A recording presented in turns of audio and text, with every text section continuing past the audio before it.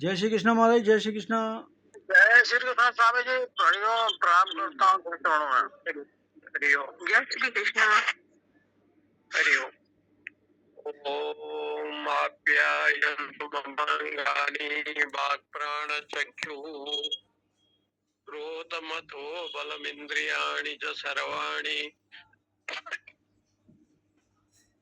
सर्वं ब्रह्मोपनिषदं माहं ब्रह्म निराकुर्याम् मा ब्रह्म निराकरोद निराकरणमस्तु निराकरणमस्तु तदात्मनि निरते उपनिषस्तु धर्मास्ते मयि सन्तु ते मयि सन्तु। ओम शांति शांति शांति। शंकरं शंकराचार्यं केशवं बादरायणं सूत्रभाष्य कृतो वन्दे भगवन्तो पुनः पुनः। ईश्वरो गुरुरात्मेति मूर्तिभेदो विभागिने व्योमवद्व्याप्तदेहाय दक्षिणामूर्तये नमः। ओम शांति शांति शांति। श्री राम जय राम जय जय राम। श्री राम जय राम जय जय राम। श्री राम जय राम जय जय राम। श्री राम जय राम जय जय राम। अथ हे इंद्रो अप्राप्य एव देवान् एतद् भयं ददर्श यथेव खलु अयम् अस्मिन् शरीरे साध्वलङ्कृतो भवति। शुभसने शुभसनः परिष्कृते परिष्कृतो एवं अवयव अयम् अस्मिन् अंधे अंधो भवति। श्रामे श्रामः परिवृक्णो अस्येव शरीरस्यो नाशम् अन्वेषयति। दो भूत स्वर्गे लोके अस्मिन् दैव आसुर एव च। भगवान ने दो संपत्ति का विषय बताया, देवासुर। एक देव एक आसुर। तो अपने फोन मत करियो।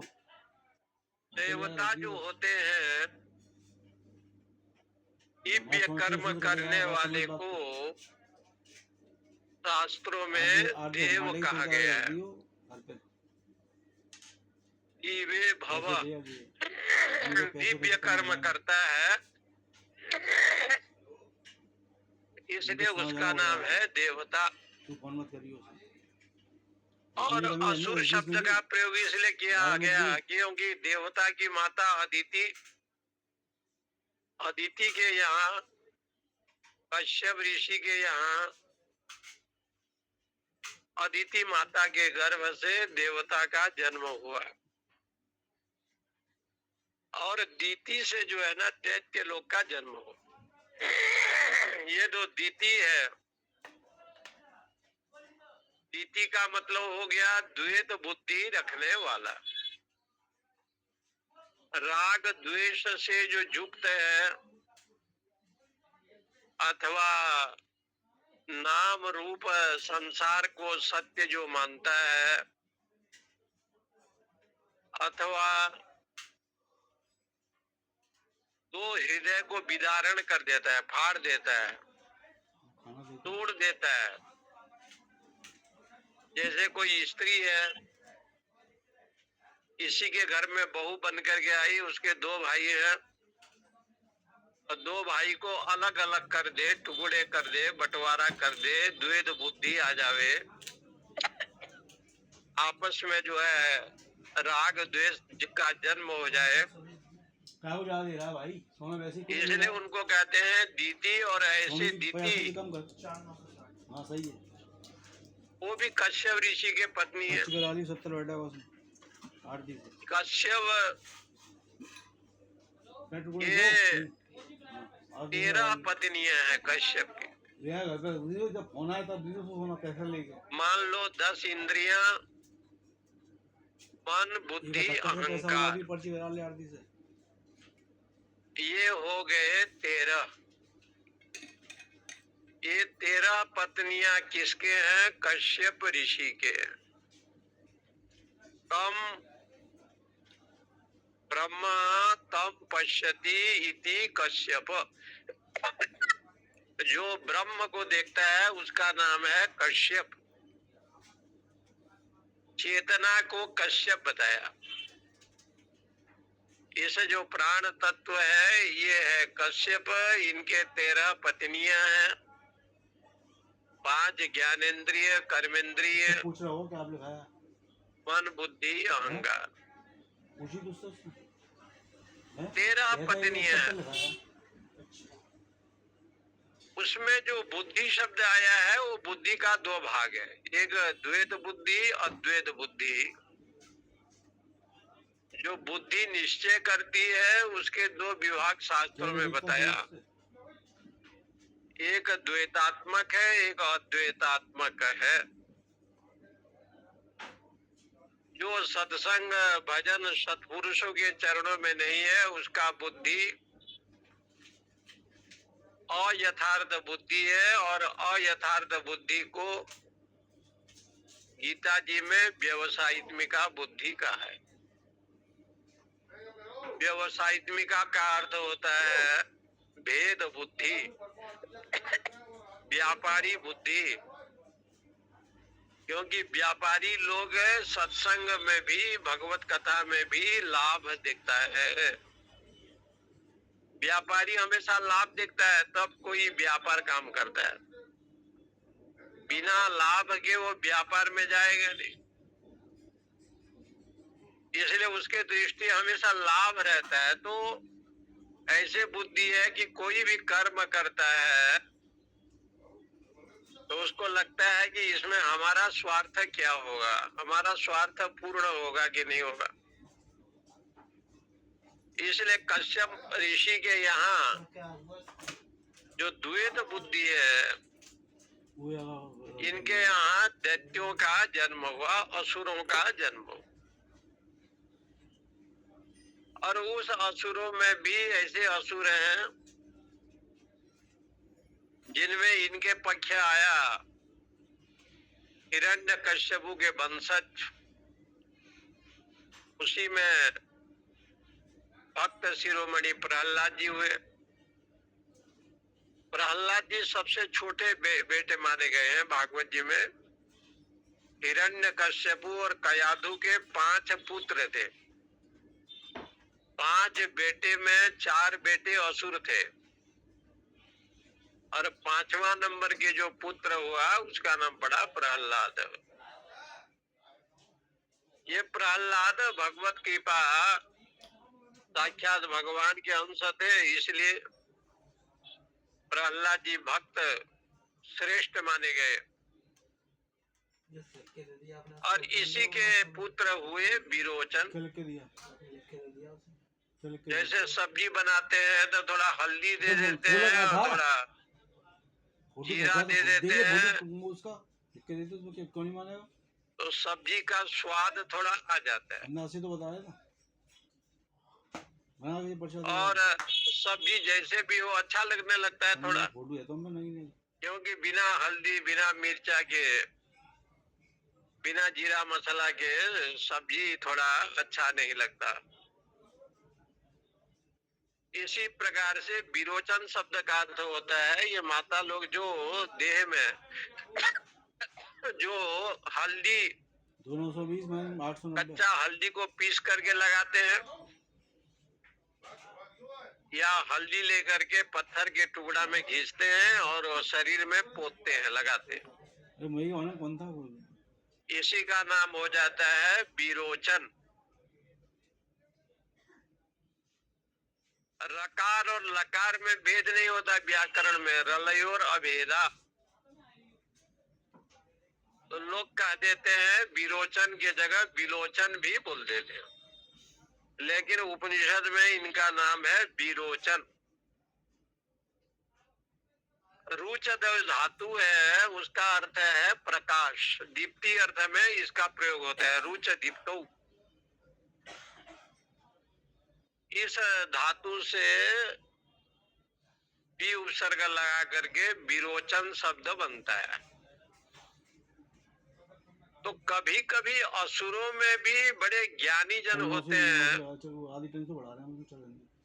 और बड़े मुमुक्षु पुरुष होते हैं, जैसे प्रहलाद जी हुए, उनका पुत्र प्रहलाद जैसे परम भक्त है, तो उनका पुत्र को भी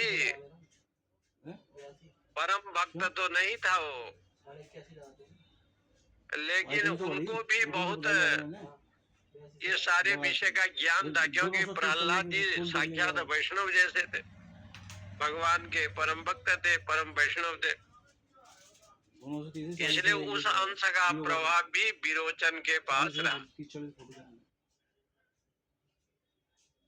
और जन्म से ही विरोचन आस्तिक रहा, वेद वेदांत शास्त्र का ज्ञान उसको भी रहा, लेकिन रहा असुर बुद्धि।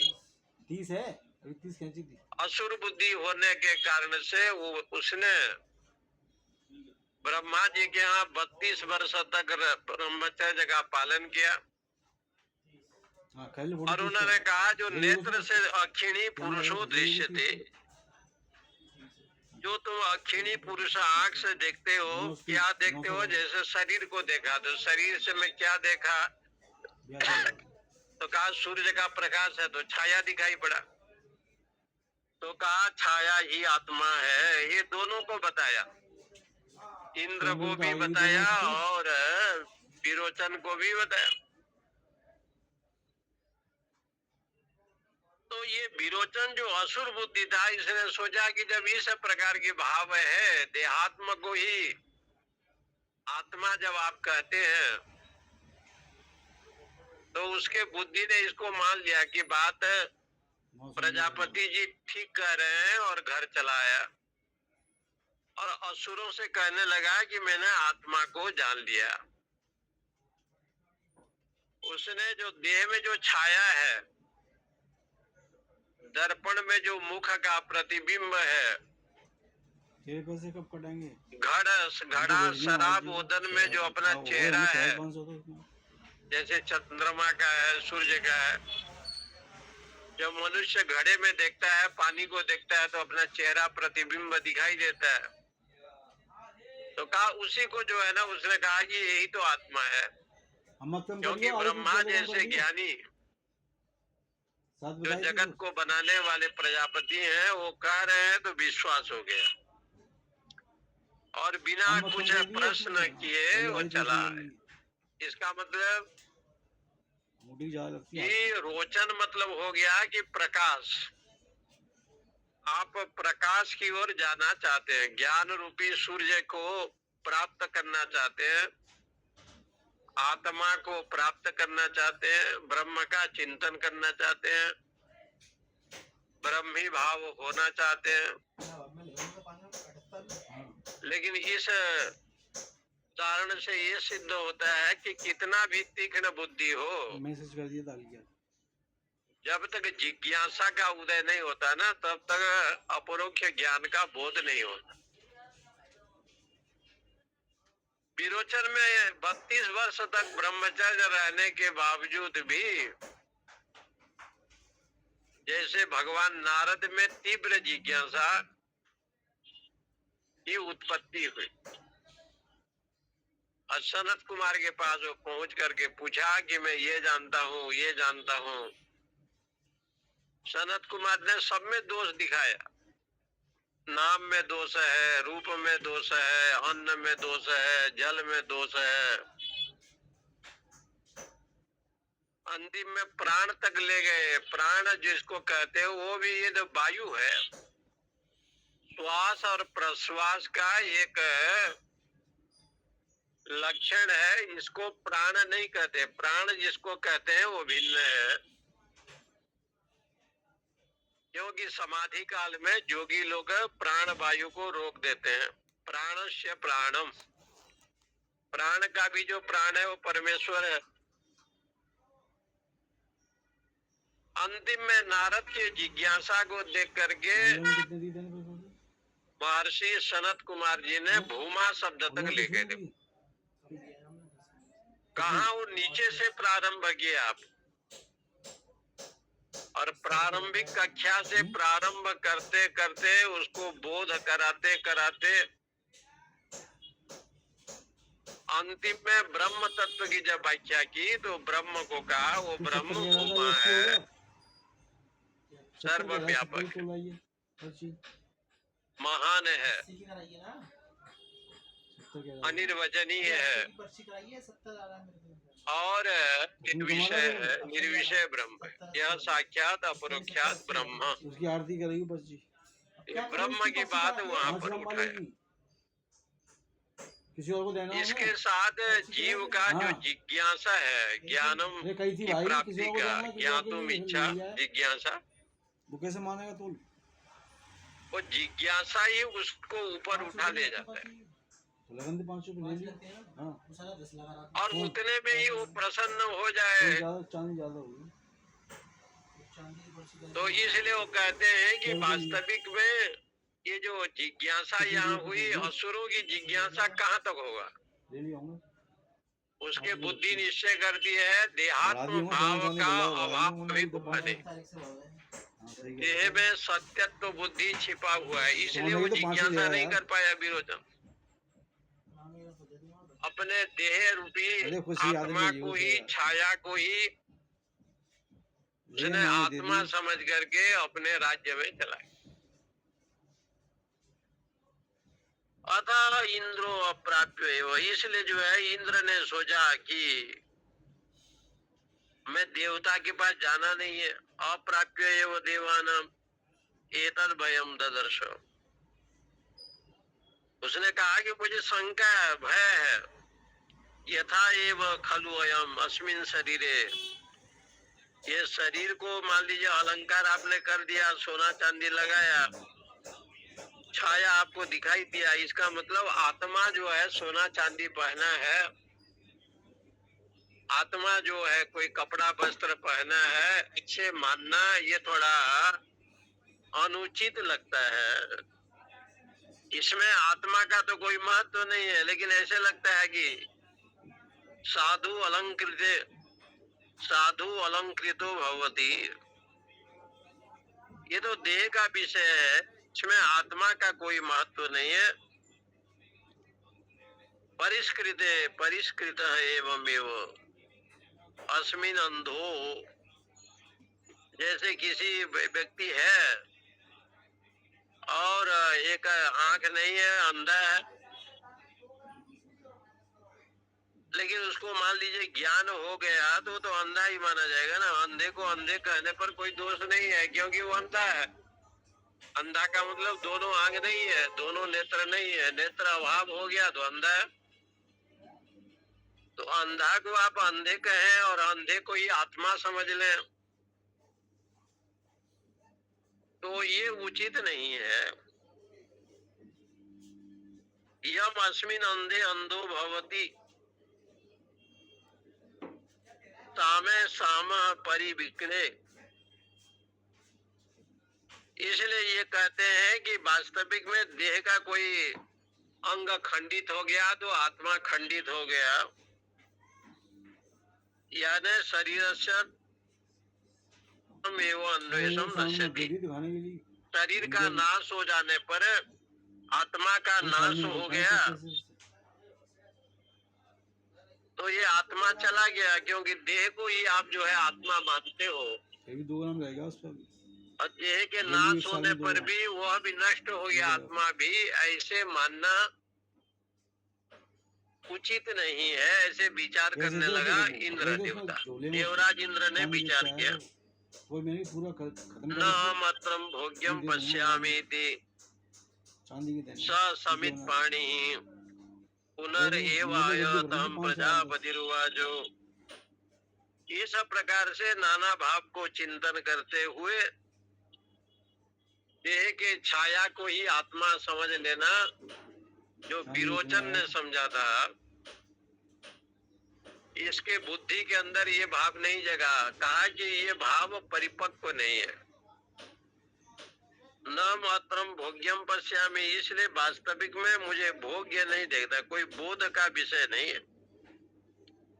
समित पाणी ही पुनरेव, समिधा लेकर के दोनों हाथ जोड़ करके प्रजापति के पास पुनः पहुंचा, ब्रह्मा जी के पास गया। तब वो प्रजापति ने पूछा कि इंद्र क्या करने आए?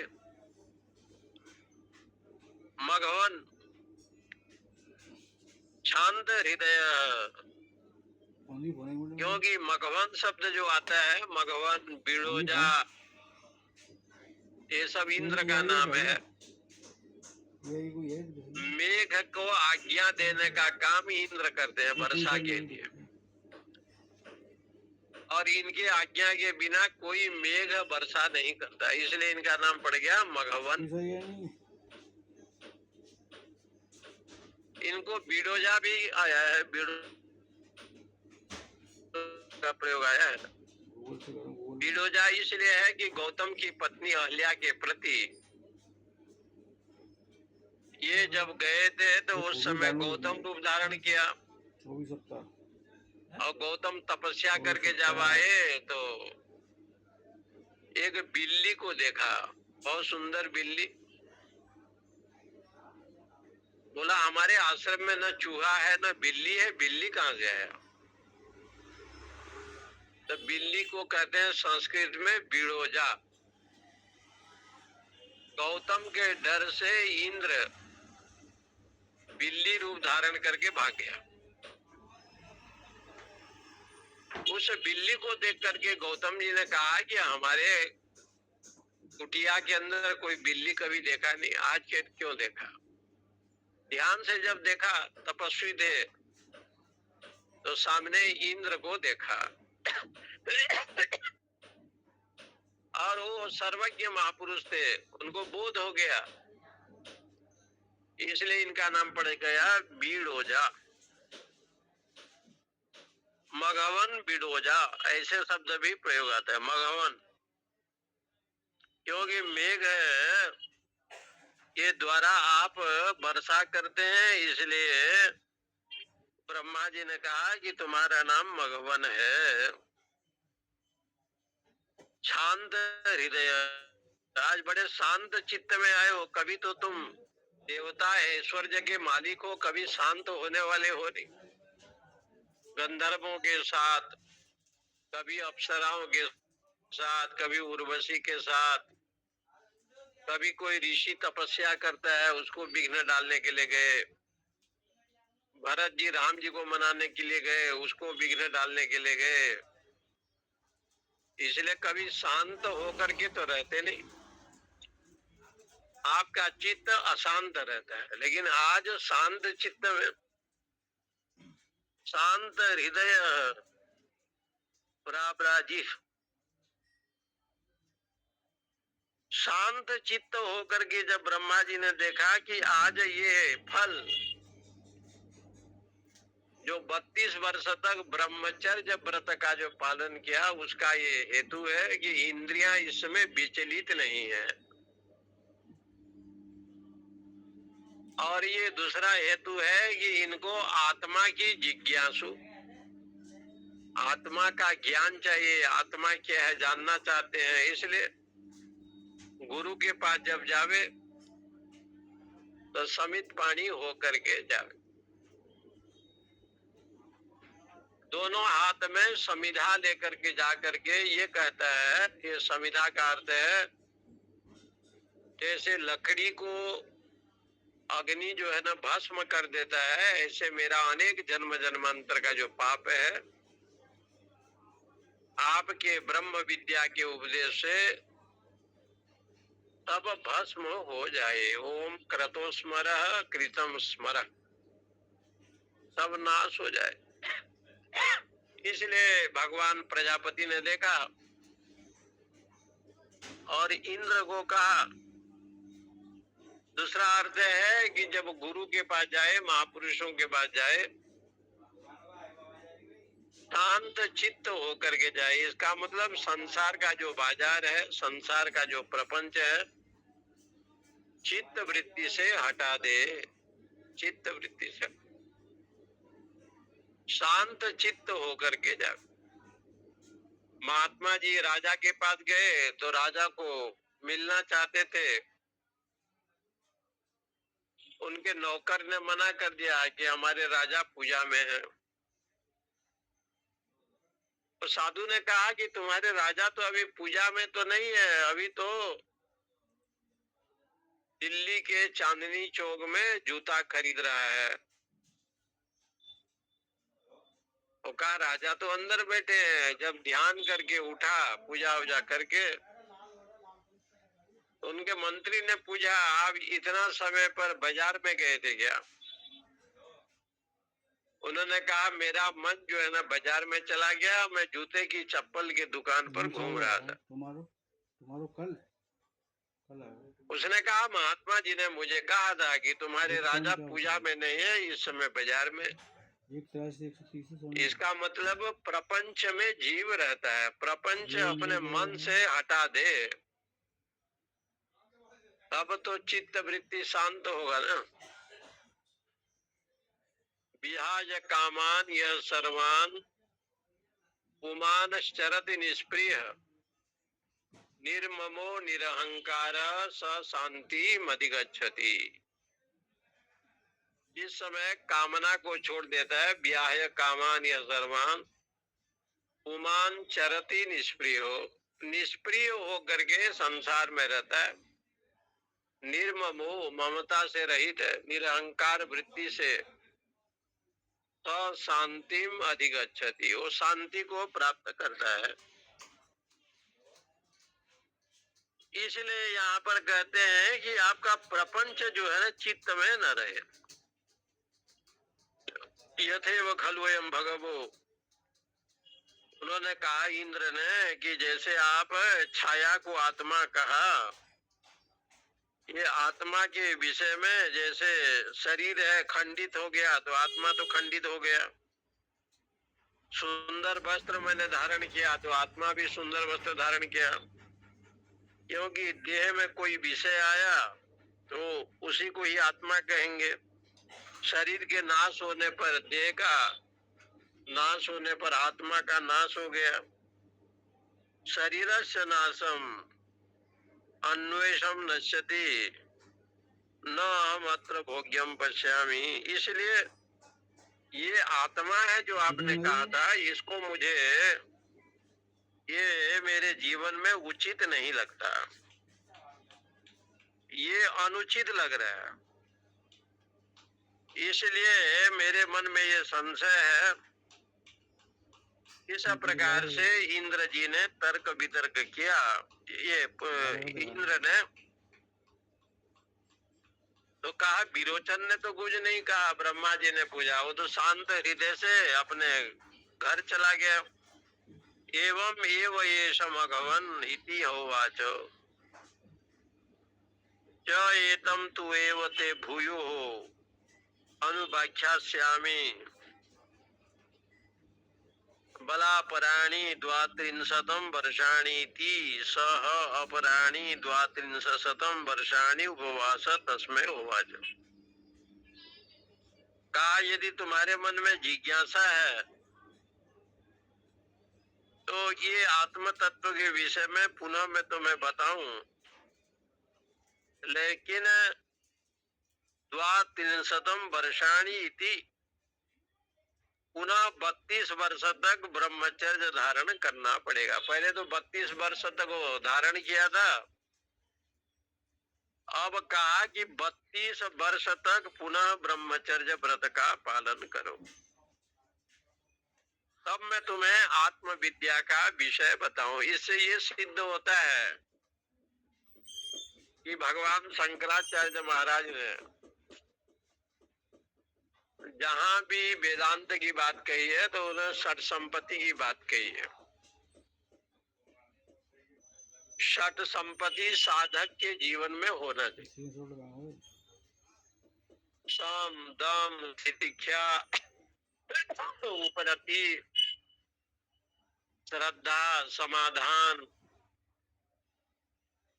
नित्य वस्तु विवेक वैराग्य मुमुक्षु और जिज्ञासा। ब्रह्मचर्य व्रत 32 साल तक उसने किया तो 32 साल तक उसको जो है ना अधिकारी नहीं बना। क्यों अधिकारी नहीं बना? 32 साल तक रह करके देह को ही आत्मा मानना। कोई असुर ने देह को आत्मा माना तो कोई बड़ा आश्चर्य नहीं है। पशु भी मान लिया तो कोई आश्चर्य नहीं, लेकिन देवता मान ले देह को आत्मा तो बड़ा आश्चर्य है, क्योंकि वो दिव्य गुण से संपन्न है देवता। और असुर में ये लक्षण नहीं घटता।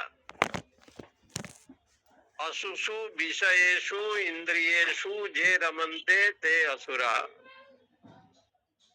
जो केवल इंद्रिय और विषय में रमण करता है उसको कहते हैं असुर।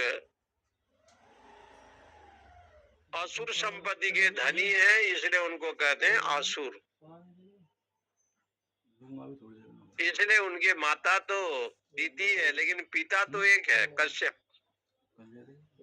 इसका मतलब चराचर जो संसार के प्राणी हैं सबके पिता एक है, परमात्मा। कम ब्रह्म पश्यति इति कश्यप। जो ब्रह्म दृष्टि को देखता है उसको कहते हैं कश्यप।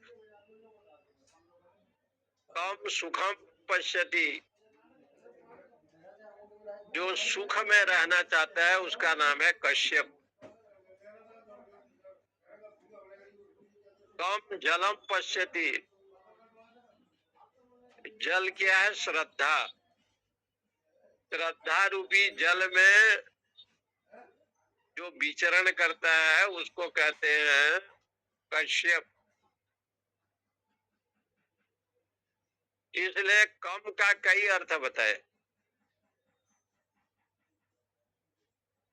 कम सुखम, कम जलम, कम ज्ञानम, कम ब्रह्म, ये कम का 4 अर्थ है। जो ज्ञान में रमण करता है उसको भी कश्यप कहते हैं। जो ब्रह्म परमात्मा में रमण करता है उसको भी कश्यप कहते हैं। जो सुख प्राप्त करना चाहता है उसको भी कश्यप कहते हैं।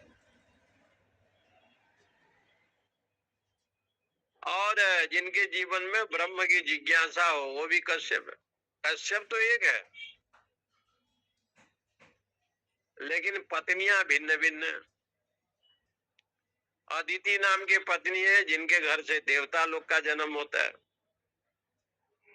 अदिति एक वृत्ति है, जो अदिति अद्वैत वृत्ति, जहाँ द्वैत नहीं है उसको अद्वैत कहते हैं। ऐसे जो वृत्ति ज्ञान का विषयता उसका नाम हो गया अदिति।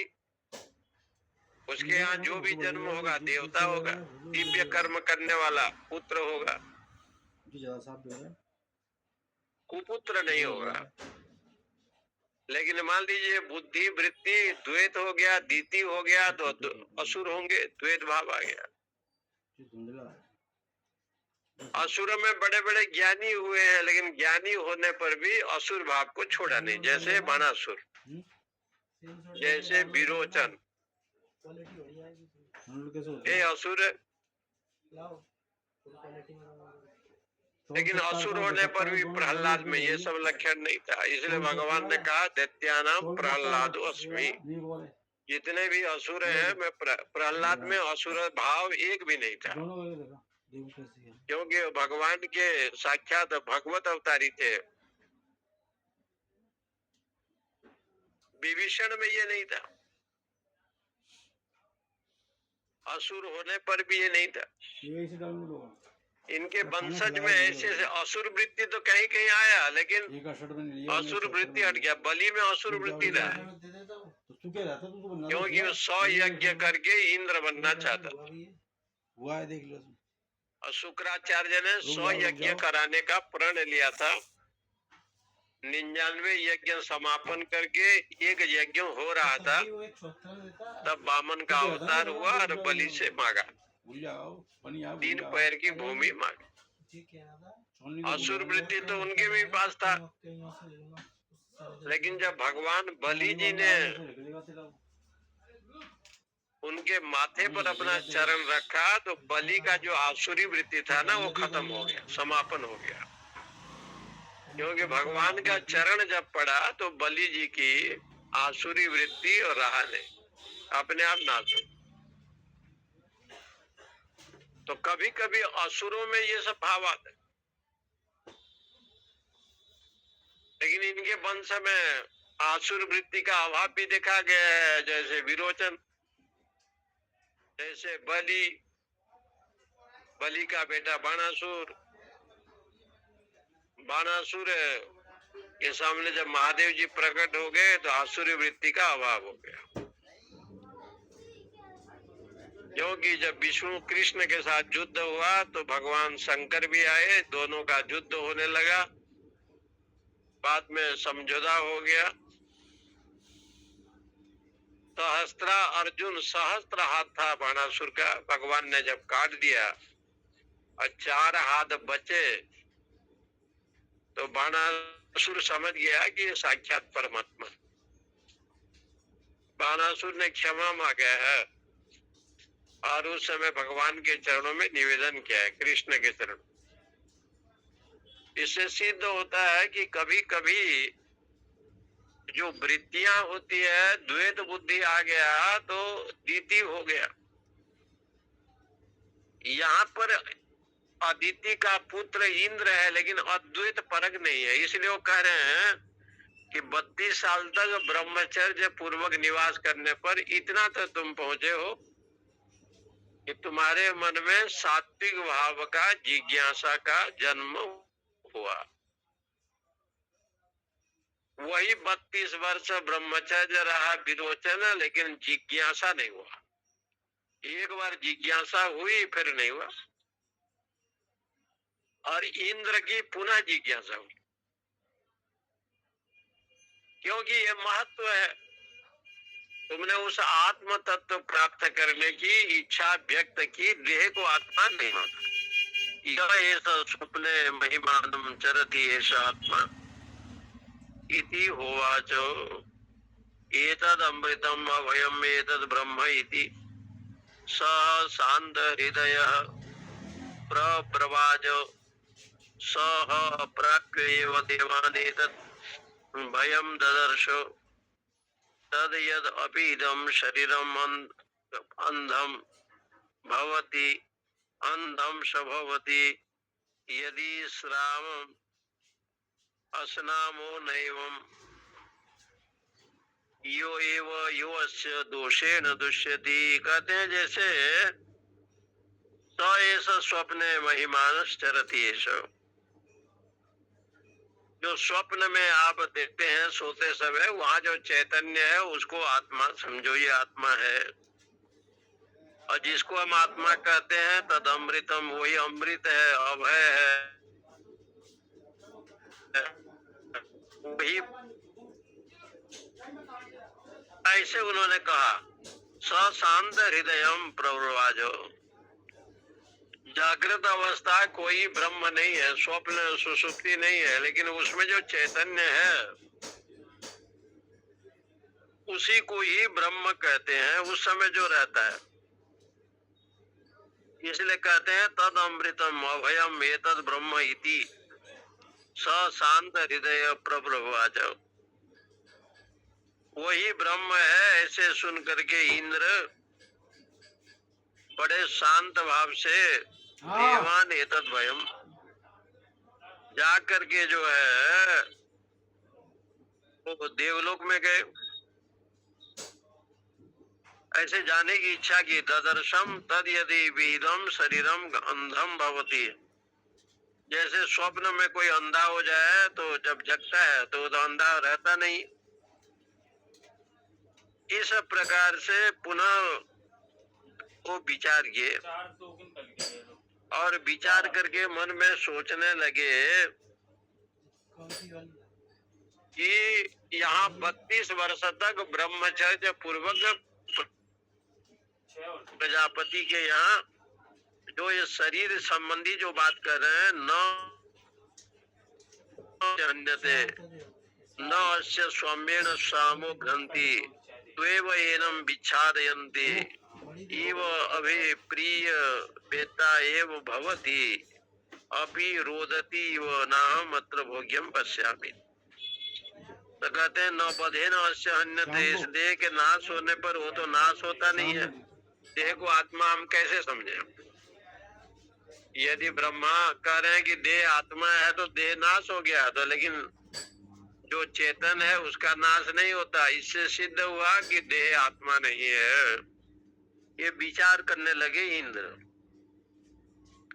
इसलिए न श्राम्य न श्रामो भवति, बहुत थकावट हो गया, देह सो गया, तो आत्मा तो सोता नहीं, हो तो जगता रहता है। विच्छादयन्ति, कोई किसी को मारता है वो मर जाता है, लेकिन आत्मा तो मरता नहीं है। अप्रिय वित्तेव भवति, इसलिए कहते हैं कोई रोदन करता है तो आत्मा तो रोता नहीं है। स समित पाणी पुनरियाय ततः प्रजापति उवाच भगवान शांत हृदय प्रावाजी। फिर समित पाणी हो करके पुनः हाथ जोड़ करके वो सोच करके पुनः प्रजापति के पास आए कि मैं इच्छा, तुम्हारी क्या इच्छा है? पुनरागम इति स होवाचो तद यदपिदम भगवः शरीरम अंधम भवति अनंध स भवति। मेरा आँख चला गया तो मैं तो अंधा हो गया, लेकिन आत्मा तो अंधा होता नहीं है। न एवं दोषेण दुष्यति, इंद्रियों के विषय में वो तो उसका संबंध है नहीं। और आप जो है इस देह को ही आत्मा उस बार बताया, न बधे न अस्य अन्यते, देह का नाश होने पर उसका नाश नहीं होता। इसलिए उसको कोई मारता है तो वो मरता नहीं है, तो देह का होता है। तेन एव विच्छादयन्ति, इसलिए उसका कोई फल नहीं है। अप्रिय वित्तेव भवति वो रोदति, वो कोई रोता है तो आत्मा तो रोता नहीं है। न मात्रम भोग्यम पश्यामि, इसलिए इस विषय में मेरा अनुभव कुछ बनता नहीं, कोई फल का हेतु नहीं बन रहा है। ये अनुभव कर नहीं पा रहा हूँ कि देह आत्मा है कि अन्य कोई आत्मा है। ये वो ये सब मघवन इति हो उवाच। ऐसे मघवन इस प्रकार से इंद्र ने जब कहा तब ब्रह्मा जी ने कहा इंद्र भूयो अनुव्याख्यास्यामि, इस विषय पर केवल इतना नहीं है, पहले देह को समझो। देह जड़ है कि आत्मा है? देह जड़ है, देह में रुग्ण अवस्था होता है, देह बूढ़ा अवस्था को प्राप्त करता है, लेकिन इसमें आत्मा का तो कुछ होता नहीं है, क्योंकि आत्मा इससे अलग है। ब्रह्मा जी ने प्रजापति ने कहा, लेकिन इतना जो व्याख्या करने के बाद अब ब्रह्मचर्य 32 वर्ष तक पुनः तुम धारण करो, ये कहने का मतलब है पहले अपने देह को नश्वर समझो अथवा सत्य समझो, क्योंकि श्रुति भगवती ये पहले ही कहती है कि देह आपका सत्य है कि असत्य है। इसका अर्थ हुआ कि नित्य वस्तु विवेक, पहले विवेक करना पड़ेगा। नित्य पदार्थ क्या है, अनित्य पदार्थ क्या है। ब्रह्म ही नित्य है, तद भिन्नम सर्वम अनित्यम। उस ब्रह्म को छोड़ करके सारा संसार अनित्य है। नित्य पदार्थ परमेश्वर है, अनित्य जो है संसार है, देह है, और पूरा ये जगत समुदाय है, अनित्य है। सामने वाला छाप उड़ गया था। लेकिन ये विवेक तो हो जाता है कि नित्य क्या है अनित्य क्या है, लेकिन उसमें जो दृढ़ स्थिति दूसरी है जिसको योग दर्शन में महाव्रत कहते हैं, महाव्रत करता है, 2-3-4 दिन तक नहीं खाता है तो महाव्रत, एकादशी करता है तो महाव्रत, सार्वभौम महाव्रतम ऐसे है। जो देश काल परिस्थिति सब देख करके जो रहता है उसको कहते हैं महाव्रत। और ऐसे महाव्रत क्या है, बोले नित्य वस्तु अनित्य वस्तु को देखे, नित्य को भी जाने अनित्य को भी जाने।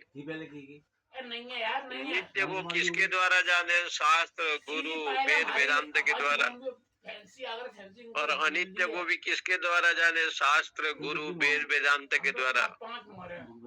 उपनिषद आपको बताएंगे कि अनित्य क्या है, और उपनिषद ही कहेगा कि नित्य क्या है।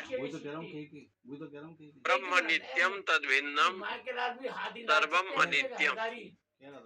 ये नित्य और अनित्य वस्तु का विवेक, कौन सी जड़ है कौन सी चेतन है, इसमें गुण है इसमें दोष है,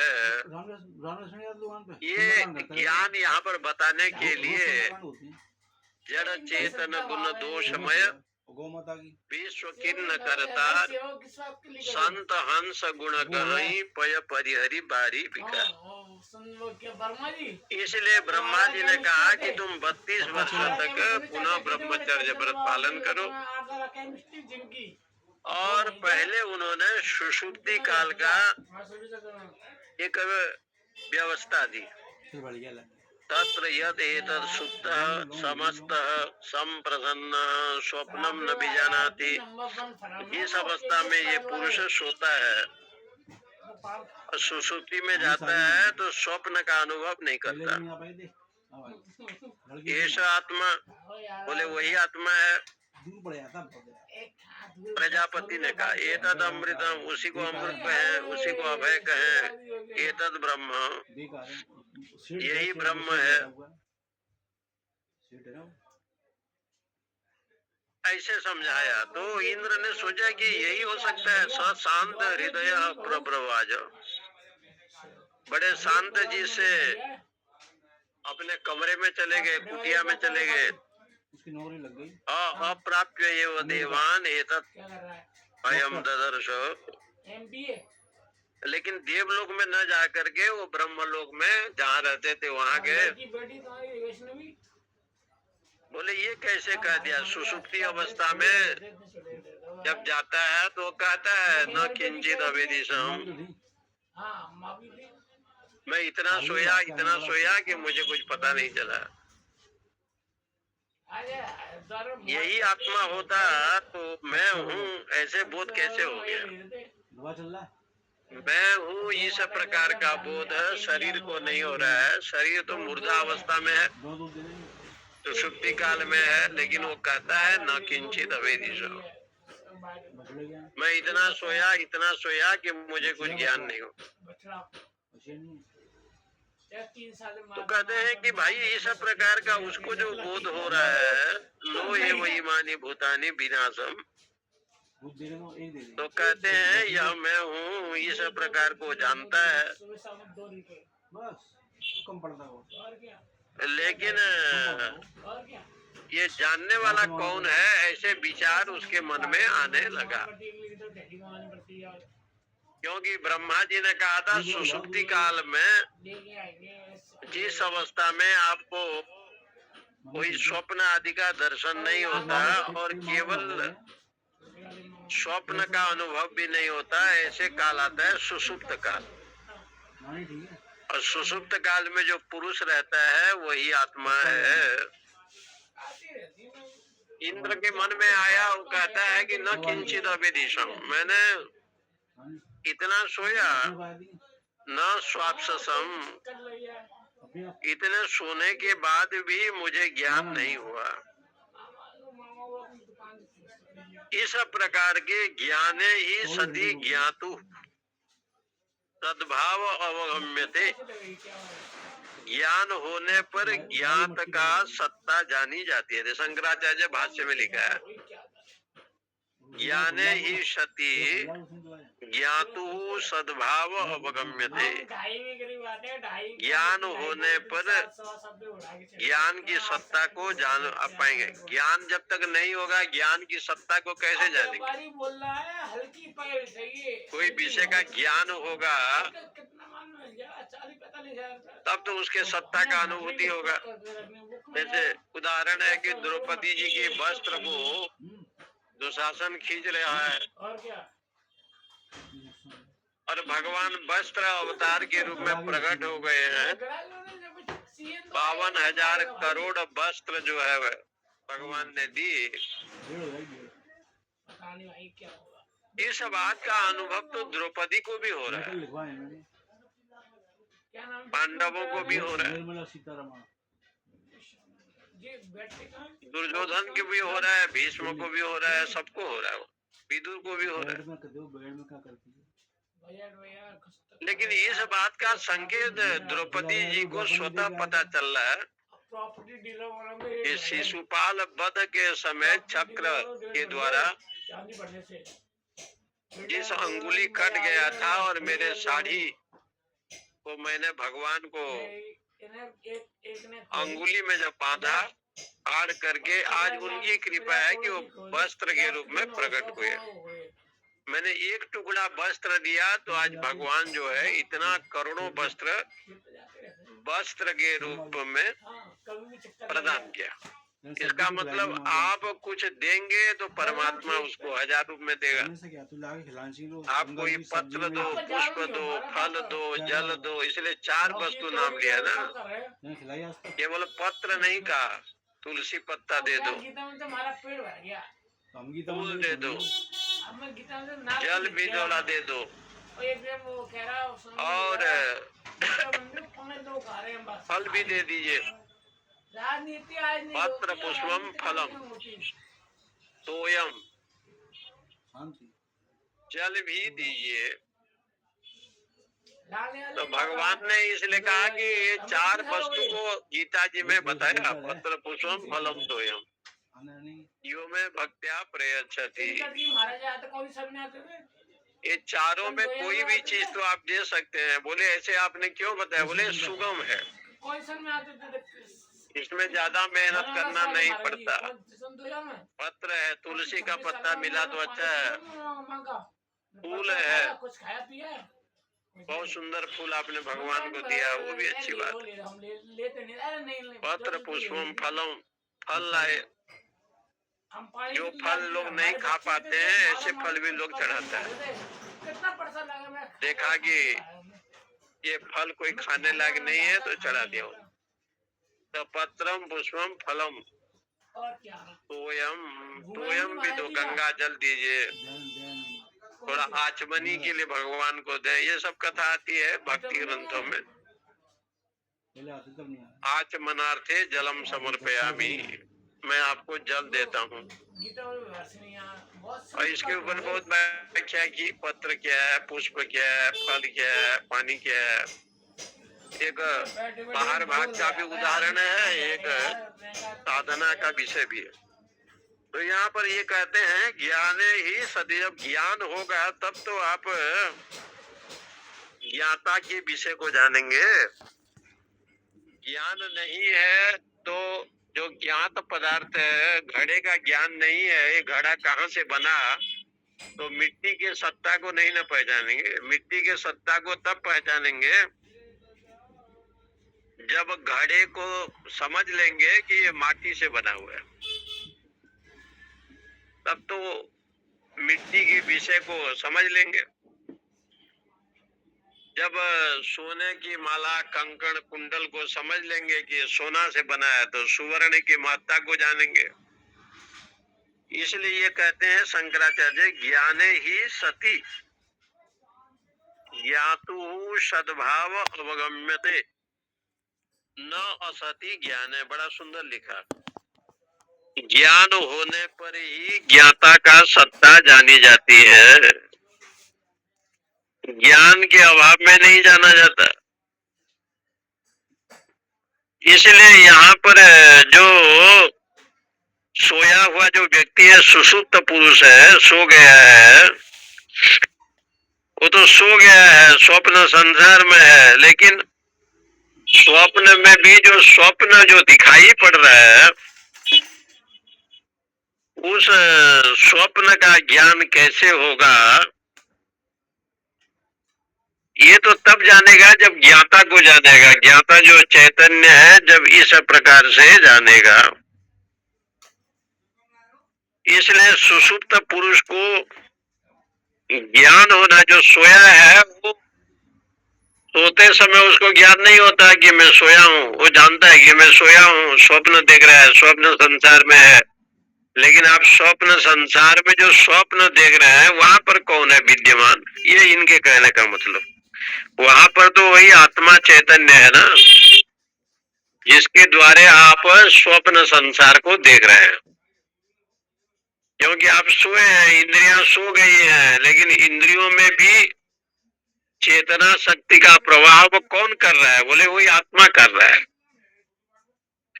इसलिए आत्मा का जब विषय को आपको ज्ञान होगा कि किम नाम आत्मनत्वम, आत्मा क्या है, किसको आत्मा कहते हैं, ये ज्ञात पदार्थ है। और जब उठोगे तो ये अर्थ हो जाएगा कि स्वप्न भले देखा, लेकिन स्वप्न जब जगोगे तो स्वप्न संसार नहीं रहेगा, जगने पर नहीं रहेगा, सोते समय रहेगा। इसका मतलब जब संसार के विषय भोग में सोए रहेगा तो उस समय संसार का जो स्वप्न है, यानी जो मिथ्या बुद्धि है, वो सत्य जैसे प्रतीति होगा। जब जाग जाएगा तो उसमें स्वप्न की महत्ता को नहीं देखेगा, बल्कि जो स्वप्न पुरुष है, वहां जो चेतन ब्रह्म है, जिसके द्वारा आप सोए हैं और स्वप्न देख रहे हैं, आपकी इंद्रियां मन सब काम कर रही है, बुद्धि आदि, ये सब भान होगा। और यही भाव आएगा, स आत्मा तत्वमसि श्वेत केतु, वही आत्मा है, ऐसे जो है ना बोध होगा।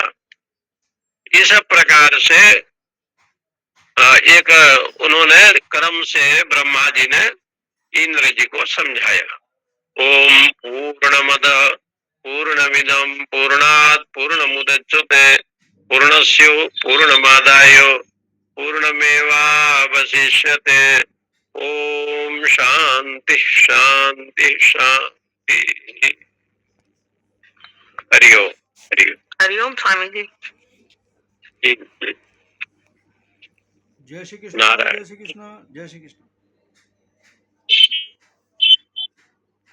जय श्री कृष्ण महाराज जी, जय श्री कृष्ण। जय श्री कृष्ण स्वामी जी, जय श्री कृष्ण।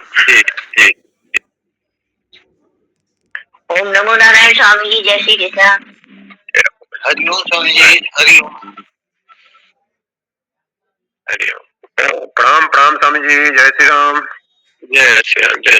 तो ये भी अच्छा, विरोचन को दोबारा जिज्ञासा नहीं हुई, इंद्र को हो गई 3-4 बार। अब विरोचन को इसलिए देखो ना, आसुर वृत्ति वाला है ना। एक बार जिज्ञासा को यही बहुत है। हाँ, अच्छा, वो जिज्ञासा इसलिए नहीं हो पाया कि उसने देह को ही आत्मा बताया तो उसको स्वीकार कर लिया। और पहली बार जिज्ञासा जो हुई वो एक बार उसने ये सुना था कि आत्मा को जानने से सब कुछ प्राप्त हो जाता है, तो सब कुछ प्राप्त हो जाएगा, तो आत्मा को जानू ब्रह्मा जी से। तो वो शायद उस लोभ के चक्कर में जानने, असली जिज्ञासा तब भी नहीं हुई उसको। नहीं हुई, ये था कि भाई है ना, आत्मा को जानने सब कुछ ऐसा कुछ था जिसके कारण वो जानने गया कि आपने ये कहा है ब्रह्मा जी। इसलिए उन्होंने 32 वर्ष तक ब्रह्मचर्य जो व्रत धारण किया, उसमें तो इतना होना चाहिए कि भाई उसमें तो ज्ञान निष्ठा होना चाहिए। और तो ज्ञान निष्ठा का जन्म नहीं हुआ तो उन्होंने सोचा पहले देह को बताना प्रारंभ किया, देह को आत्मा है। तो ये प्रश्न नहीं कर पाए नहीं लोग, देह आत्मा नहीं हो सकता, इंद्र भी चला गया पाया। लेकिन प्रहलाद का बेटा है ना विरोचन स्वामी जी, इसका प्रहलाद का। हाँ, प्रहलाद का पुत्र है विरोचन। हाँ, तो प्रहलाद के भी असर आया होगा भी प्रहलाद इतने बड़े भक्त हैं भगवान के। वो असुर लक्षण आया ना, प्रहलाद जी के लक्षण से तो थोड़ा सात्विक वृत्ति था, लेकिन असुर लक्षण तो उसके वो रहेगा ना। प्रहलाद जी तो भगवान के परम भक्त थे, वो साक्षात वैकुंठ से आए थे। जैसे बाणासुर था, बहुत बड़ा भक्त था, लेकिन मतलब हाँ था सूरी। तो विरोचन बड़ा विद्वान तो है, ऐसे आया है विरोचन का तो पुराण में। लेकिन कोई चीज में तर्क वितर्क किया तो ऋषि के साथ, ऋषि पुत्र के साथ, तो प्रहलाद जी से के पास गए तो विरोचन के बात को जो है ना वो खंडन कर लिया। प्रहलाद जी ने कहा कि ये तो तुम्हारा जो बात है वो शास्त्रीय नहीं है। तो ऋषि बहुत प्रसन्न हुए, ऐसे भी कथा आई है महाभारत में। तो विरोचन को जो है ना पक्ष नहीं लिया, पुत्र पक्ष नहीं लिया। तो विरोचन भले वो शास्त्र को जानता था, लेकिन द्वैत बुद्धि वाला था ना। हाँ, इसलिए वो देह को ही सत्य मान लिया, देह को ही सत्य मान। तब से स्वामी जी यही चल रहा है, जो देह को सत्य मानता है उसे आसुरी ऐसे नहीं कह दिया ना, वो समाज ही चल रही है बात कि उसको असुर। यही चल रहा है ना, यावत जीवन सुखम जीवे जो आया है। हाँ, रीडम कृत्वा घृतम पीवे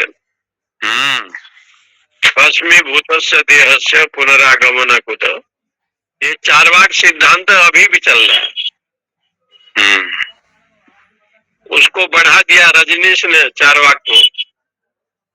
वो कहते हैं देह ही सब कुछ है, रजनीश भी तो यही मानता है। हाँ, तो यही सब लोगों ने बढ़ाया, फिर धीरे धीरे बौद्धों ने किया, जैनियों ने किया। ऐसे करके जो है ना ये लोग संसार को बढ़ाए। ये कहते हैं दो पक्ष तो स्वामी जी हमेशा संसार में रहते हैं, एक द्वैत और एक अद्वैत, या मतलब एक शरीर को मानता है, एक आत्मा को मानता है। तो शरीर को मानने वाले तो बहुत है ना, बहुत है।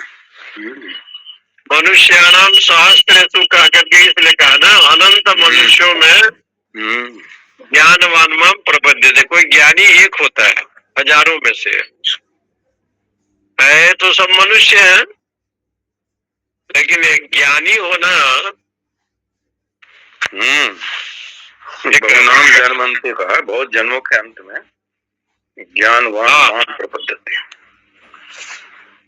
मनुष्याणाम सहस्रेषु कश्चित् यतति सिद्धे यततामपि सिद्धानाम कश्चिन माम वेति तत्वतः। यत्न करने पर भी सिद्धानाम मुमुक्षुणाम माने मुमुक्षु पुरुष कश्चिन माम, कोई मुझे जानता है। सब लोग तो नहीं जानते हैं, सच्चिदानंद रूप में सब लोग नहीं जानते, ये कहा शास्त्रों में। तो है क्योंकि रजोगुण और तमोगुण दो हो गए ना, तो बलवान हो गए, सत्वगुण अलग हो गया।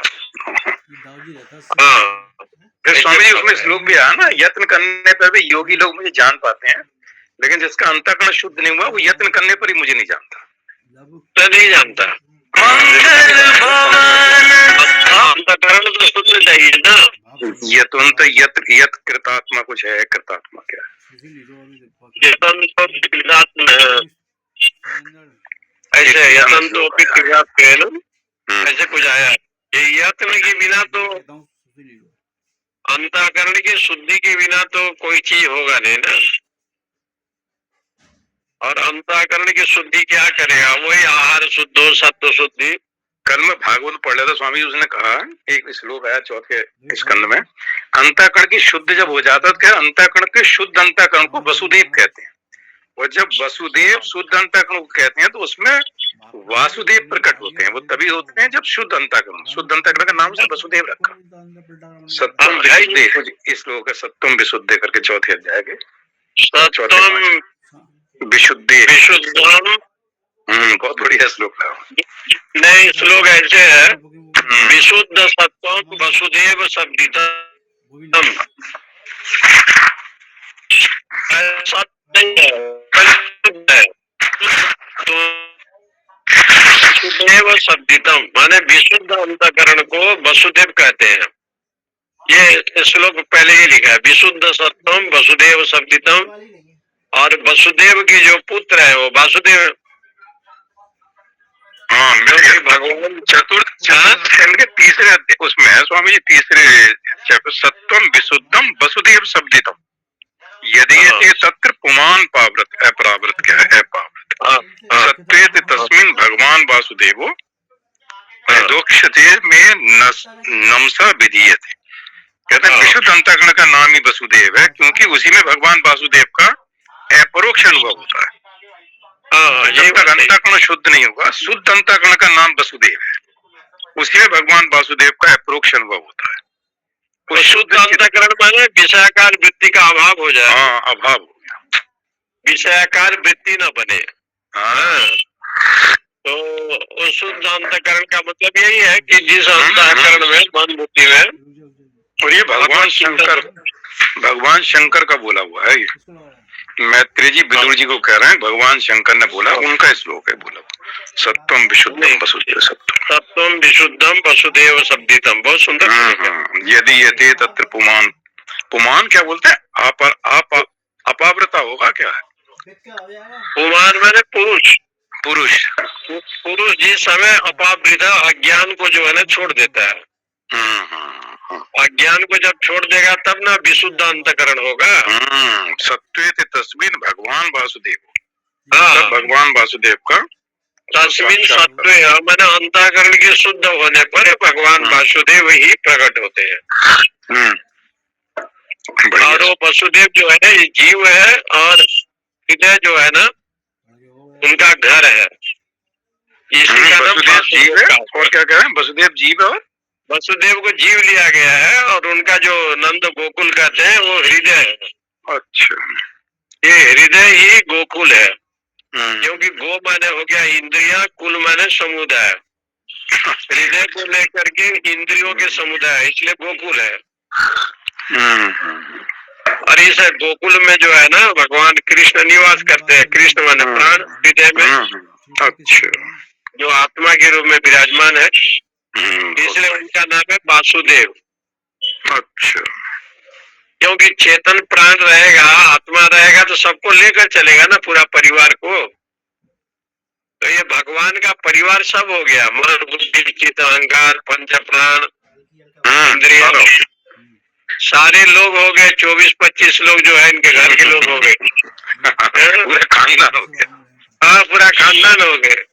इसलिए इनका नाम पड़ गया जदुवंश, वैष्णव वंश, वैष्णी वंश। मैंने आपके परिवार को लेकर के, तो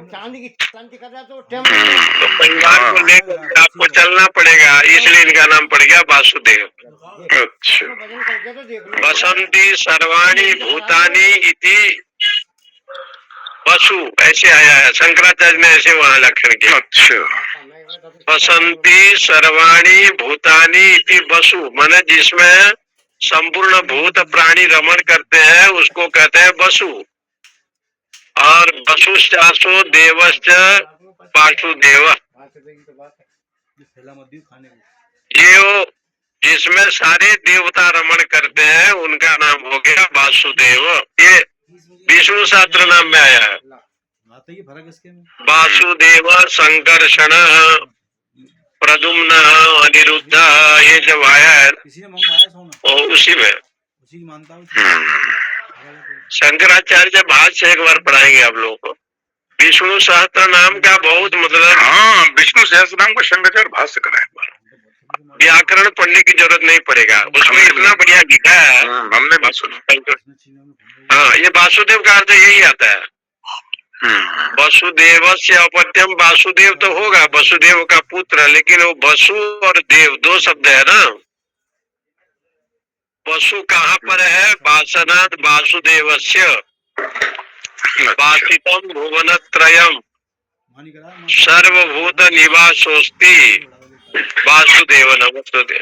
वहाँ जो श्लोक आया है, वासनात् वासुदेव से, संपूर्ण संसार में वासुदेव का ही वासना है, माने सुगंधी है। वासितम भुवनत्रयम, तीनों लोक में वही जो है ना सुगंधी प्रदान कर रहे हैं, इसलिए वासितम भुवनत्रयम सर्वदेव वहाँ आता है, इसलिए आपको वासुदेव कहते हैं।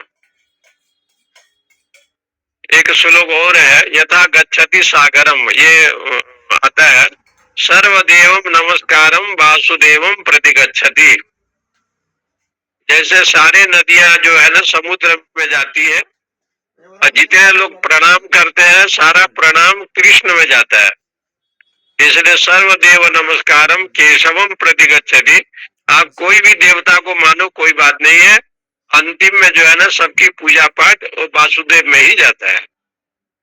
ऐसे वासनाद वासुदेवस्य वासितम भुवनत्रयम सर्वभूत निवासोस्ति वासुदेव नमस्तुते यथा गच्छति सागरम, ऐसे श्लोक है। तो उसमें इसलिए आपका नाम वासुदेव है, ऐसे वासुदेव शब्द का अर्थ भी वहाँ ऐसे समझाए। बढ़िया बढ़िया हो गया स्वामी, जय श्री कृष्ण।